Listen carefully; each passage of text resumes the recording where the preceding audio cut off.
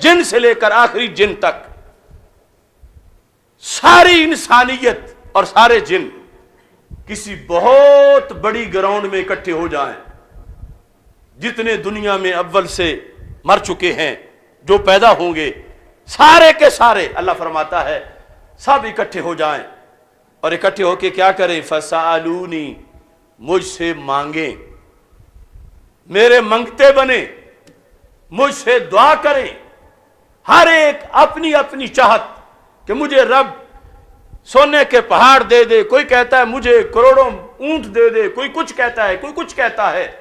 اللہ فرماتا ہے سالونی، وہ مجھ سے سوال کرے، فآتیت کل انسان مسألتہ، اور میں ہر ایک کو اس کی مانگ دے دوں، ہر ایک کی جو تمنا ہے میں اس کی پوری کر دوں، وہ جو مانگے۔ تو پھر فرما ما ناکاسا ذالک مما عندی الا کما ینقص المخیط اذا ادخل البحر، فرمایا اتنا ہی میرے خزانے میں تو کمی ہوگی کہ جس طرح سوئی کو سمندر میں ڈبو کر باہر نکالا جائے تو سوئی سے جو پانی لگے گا، یہ بھی محدثین کہتے ہیں حالانکہ حقیقت میں یہ کمی بھی نہیں ہوتی، لیکن لوگوں کو بتانے کے لحاظ سے میرے تو وہ خزانے ہیں، میرے پاس تو اتنا ہے۔ تو یہ امر جلیل جیسے ملعون رب ذوالجلال کو محتاج بتا کر اس کی حاجات ہیں، اور وہ یہ کہتا ہے کہ مجھ سے مانگو، اور یہ کہتا ہے آگے سے کہ میں نے کہا کہ تو خدا ہی رہے اور تو وزیر اعظم نہ بن کہ میں تو اس سے کوئی ٹھیکے نہیں لینا چاہتا۔ اس طرح کے بکواس کر کے رب ذوالجلال کی ذات میں پھر بھی یہ شخص دندناتا پھر رہا ہے پاکستان کی سرزمین کے اندر کہ اس نے ہمارے اللہ کو کتنے تانے دیے، کتنی گالیاں دی، قرآن کی آیات کا کتنا انکار کیا، رسول اکرم صلی اللہ علیہ وسلم کی کس قدر توہین کی۔ یہ جن آیات کی توہین ہے، قرآن کی توہین ہے، یہ اللہ کی توہین سے پہلے رسول اللہ کی توہین ہے، نبی اکرم صلی اللہ علیہ وسلم کے قلب پرنور پر اترے ہوئے کلام کی توہین ہے۔ اس واسطے یہ ایک بالکل مختصر سی جھلک میں نے پیش کی کہ کہاں یہ گندا کیڑا ہے اور کہاں رب ذوالجلال کی شان ہے، اور اس نے کس حد تک خلاف ورزیاں کی ہیں اور کس حد تک اس کے جرائم ہیں۔ اب یہ ہے کہ اس سلسلہ میں سزا کیا بنتی ہے۔ حضرت قاضی ایاز شفا شریف میں ارشاد فرماتے ہیں، اور میں علماء کو کہوں گا کہ یہ چیپٹر بھی جمعے پہ بیان کریں، اور یہ بھی از حد ضروری ہے۔ ہمارے اکابر نے اس سلسلہ میں کوتاہی نہیں کی۔ دیکھو شفا کے اندر باب ہے، کس لحاظ سے؟ باب کا عنوان الباب الثالث فی حکم من سب اللہ تعالی، جس نے اللہ کو گالی دی اس کا کیا حکم ہے؟ جس نے اللہ کو گالی دی، اللہ کی توہین کی، نہ کھلی چھٹی دربار رسالت میں ہے، نہ کھلی چھٹی دربار الوہیت میں ہے۔ اور ہمارے اکابر نے مثلا مجدد دین و ملت امام اہل سنت اعلی حضرت امام احمد رضا خان فاضل بریلوی ہوں، یا وہ حضرت مجدد الفسانی ہوں، وہ داتا گنج بخش حجویری ہوں، یا حضرت خواجہ غریب نواز ہوں، وہ حضرت غوث اعظم ہوں، یا حضرت امام اعظم ابو حنیفہ ہوں، رحمت اللہ علیہم اجمعین، ان سارے لوگوں نے تقدیس الوہیت پہ بھی پہرا دیا ہے، ناموس رسالت پہ بھی پہرا دیا ہے۔ اور حقیقت میں یہ ہم پہلے دن سے بتاتے آ رہے ہیں، جب عقیدہ توحید سیمینار کر رہے تھے یا ناموس رسالت سیمینار کر رہے تھے، کہ اللہ کے فضل سے ہماری گھٹی میں ہے کہ شان خدا بندی کے پہرے دار بھی ہم ہیں اور شان رسالت کے وفادار بھی ہم ہیں۔ اس بنیاد پر اپنا فریضہ سمجھتے ہوئے آج یہ آواز ایسے عالم میں کہ جب سکتہ طاری ہے، سناٹا چھایا ہے، اللہ کی توفیق سے رب یہ قبول کر لے، آخرت کے جواب کے لیے ہم یہ فریضہ سر انجام دے رہے ہیں۔ یہ باب من سب اللہ تعالی، اس کے لحاظ سے 295C کا جو قانون ہے وہ یقیناً آج جب بات ہوگی تو ملکی قانون کے لحاظ سے کریں گے. حالانکہ ہمارے ملک کے قانون میں پہلا قانون یہی ہے کہ جو بھی قانون ہوگا قرآن و سنت کے مطابق ہوگا. اور جب کچھ لوگوں نے حضرت مولا علی رضی اللہ تعالیٰ عنہ کو اللہ کہا تھا تو آپ نے کہا تم نے میرے رب کی توہین کی. آپ نے پہلے ان لوگوں کو قتل کیا، پھر ان پر لکڑیاں ڈال کے آگ لگائی، یعنی ان کی ہڈیاں اور بوٹیاں بھی جلا کے راکھ کی، تب جا کے آپ کا غصہ ٹھنڈا ہوا.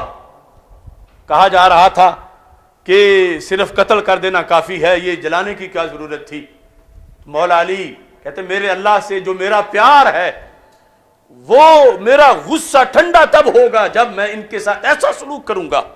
تو 295C جو قانون ناموس رسالت ہے، اس قانون کے اندر ہی یہ بات ہے کہ جب کوئی شخص اللہ کے رسول حضرت محمد مصطفیٰ صلی اللہ علیہ وسلم کی توہین کرے تو واجب القتل ہے. تو جو اللہ کے رسول کا اللہ ہے، جس کے رسول کی توہین اتنا بڑا جرم ہے، اس کی اپنی توہین کتنا بڑا جرم ہوگی. لہذا توہین رسالت کا قانون ہی توہین الوہیت کے جرم پر بھی بطریق اولا استعمال کیا جائے گا، کیونکہ یہ اللہ کی شان، یقیناً ہمارے آقا صلی اللہ علیہ وسلم کی عظمت و شان کی ہمیں کوئی حد نظر نہیں آتی، لیکن آخر یہ حد ہے کہ آپ اللہ نہیں ہیں، اللہ کے عظیم بندے ہیں، اور اللہ تو پھر اللہ ہے. تو جب سرکار دو عالم صلی اللہ علیہ وسلم کی ادنا سی توہین پر سزا موت ہے تو اللہ تعالیٰ کی توہین پر، اور یہ کوئی ایک توہین تو نہیں، یہ تو سراسر گالیاں ہیں، یہ تو زندیق ہونے کا ایک پورا پلندہ ہے. یہ تو اتنی سزائیں بنتی ہیں کہ بندہ بیان کرتا کرتا تھک جائے. اس بنیاد پر بھی سزا اس شخص کی قتل ہے کہ شفا شریف کے اندر یہ حدیث شریف موجود ہے، سنن ابن ماجہ میں یہ حدیث شریف موجود ہے، حدیث نمبر 2539، اور ادھر 597 صفحے پر شفا شریف کے اندر یہ لفظ موجود ہے. تو عبداللہ بن عباس رضی اللہ تعالیٰ عنہ یہ روایت کرتے ہیں. اب جتنی تقریر سنی اس کے خرافات کے کچھ تذکرے کے بعد آیات میں نے کہا کہ جواب کے لحاظ سے آپ نے آیات کو پیش نظر رکھنا ہے کہ اس نے کتنی آیات کا انکار کیا اور کتنی آیات کے خلاف اس نے بغاوت کی. تو رسول اکرم صلی اللہ علیہ وسلم ارشاد فرماتے ہیں من جہاد آیتم من کتاب اللہ، جس شخص نے قرآن کی فقط ایک آیت کا انکار کیا، اس نے تو سینکڑوں کا کیا ہے، جس نے صرف ایک آیت کا انکار کیا، من المسلمین، مسلمانوں میں سے، جس طرح کے امر جلیل ہے، جس نے مسلمان ہو کر قرآن مجید کی ایک آیت کا بھی انکار کیا، فقد حل ضرب عنقہ، تو اس کی گردن مارنا حلال ہو گیا، اس کا سر اتارنا، کہ اس نے یہ جرم کیا. یہ حکومت کے لحاظ سے ہم حوالہ جات پیش کر رہے ہیں، 295C کو ڈائریکٹ لو تو پھر بھی، اور علیحدہ جو شریعت کے اندر سب الوہیت کے لحاظ سے قانون ہے اس کے لحاظ کو دیکھو، آیات قرآن کے انکار کو دیکھو، تو یہ سزا رسول پاک صلی اللہ علیہ وسلم کی حدیث بیان کر رہی ہے. اور اس شخص نے ایک آیت کا نہیں سینکڑوں آیات کا انکار کیا ہے، پھر توہین کی ہے، پھر گالیاں نکالی ہیں، رب ذوالجلال کو تنقیص کی ہے، تضحیک اور استہزاء اڑایا ہے رب ذوالجلال کی شان قدرت کا. اس میں ہمارے قانون کے اندر کچھ لوگوں کی ایک دوسری رائے چونکہ آ سکتی ہے میں پہلے اس کا ذکر کر دوں. یہ دا پاکستان پینل کوڈ کے اندر 279 صفحے پر 295B اس میں یہ ہے defiling of copy of Holy Quran however ایور willfully defiles, damages or desecrates a copy of the Holy Quran of an extract therefrom or uses it in any derogatory manner or for any unlawful purpose shall be punishable with imprisonment for life.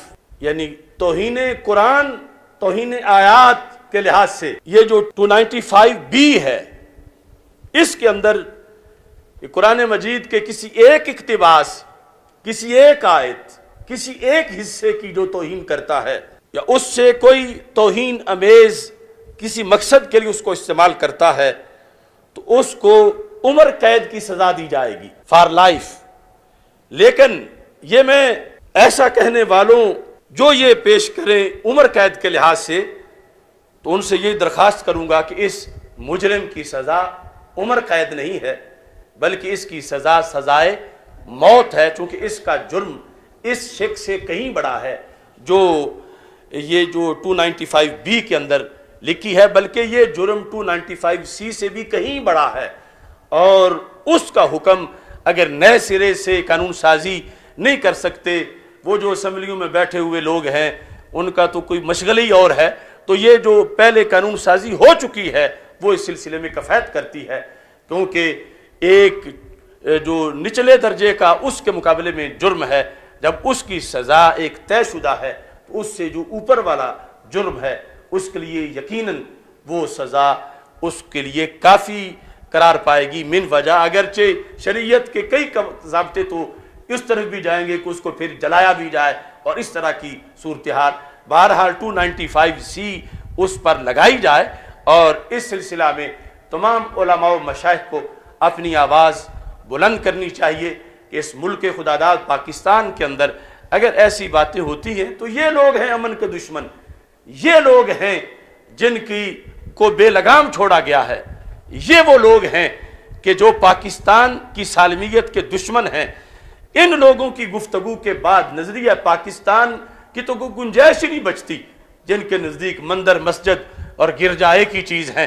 لہٰذا ہمارے اداروں کو اس طرف خصوصی لحاظ سے متوجہ ہونا چاہیے. اللہ تعالی ہم سب کا حامی و ناصر ہو. رب ذوالجلال ہماری یہ چھوٹی سی کاوش کو اپنے دربار میں قبول کرے. اگر اس سلسلہ میں کسی کو مزید علمی لحاظ سے مواد کی ضرورت پڑے گی تو انشاءاللہ ہم اپنے آپ کو اس سلسلہ میں بھی پیش کرتے ہیں. ہمارا کام اس مسئلے کے لحاظ سے جو بھی روزانہ مسائل پیدا ہو رہے ہیں امت کو باخبر کرنا اور اس سلسلہ میں جو شرعی رہنمائی ہے جس حد تک ہم کر سکتے ہیں وہ اللہ کی توفیق سے یہ کر رہے ہیں. اللہ تعالی ہم سب کا حامی و ناصر ہو. وآخر دعوایا ان الحمد للہ رب العالمین. درود شریف 3 بار پڑھ. الصلاۃ والسلام علیک یا سیدی یا رسول اللہ وعلی آلک وصحبک یا حبیب اللہ. الصلاۃ والسلام علیک یا سیدی یا رسول اللہ وعلی آلک وصحبک یا حبیب اللہ. الصلاۃ والسلام علیک یا رسول اللہ وعلی آلک وصحبک یا حبیب اللہ. الحمد للہ رب العالمین والعاقبۃ للمتقین والصلاۃ والسلام علی رسولہ الکریم. استغفر اللہ لا الہ الا اللہ وحدہ لا شریک لہ لہ الملک ولہ الحمد وہو علی کل شیء قدیر. یا اللہ ہماری اس کاوش کو دونوں جہاں میں ہماری نجات کا باعث بنا. یا اللہ سب کی دلی نیک تمنائیں پوری فرما.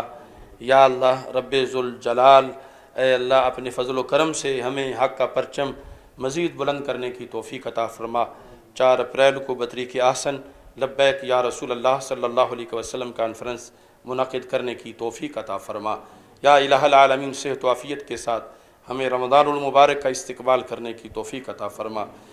یا الہ العالمین تمام بیماروں کو شفا عطا فرما. یا الہ العالمین بندہ ناچیز کی ساری بیماریوں کو دور فرما. یا اللہ اپنے فضل و کرم سے شفا کاملہ عاجلہ عطا فرما. یا الہ العالمین نبی اکرم صلی اللہ علیہ وسلم کے عظیم مرتبہ کے طفیل حاضرین کے جتنے بھی رشتہ دار مرد و زن حالت ایمان میں دنیا سے جا چکے ہیں سب کی بخشش فرما.